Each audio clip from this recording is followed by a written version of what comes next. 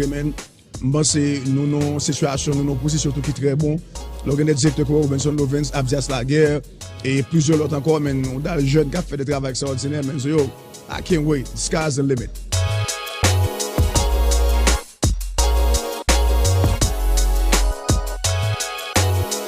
So I play the husband, the guy that's, can't tell too many details, but essentially I am Mark, her husband.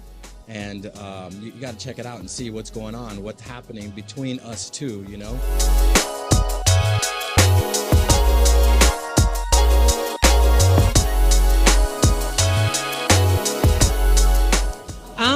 My role, I play Giselle once again. I am Mark's wife in the movie, and we have some things going on that we have to work out, but you'll have to see the movie to find that out.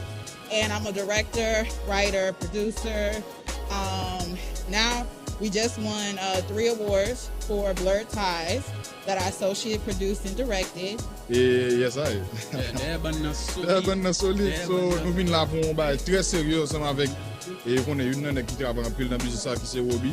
So nous venons supporter monsieur et puis bon, nous là, nous venons ça va passer à tout. No, I love it. First of all, si tout ça me pas connaître me tout ça déjà. Si event ça c'est ton event qu'on te promoté que te payé, mon qui là ou pas t'a venir. Parce que c'est pas mon qui déplacé cal dans genre de event ça.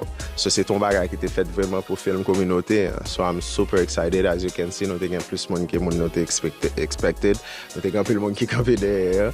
So I'm excited, man, and ça aussi dit tout pour nous continuer dream big.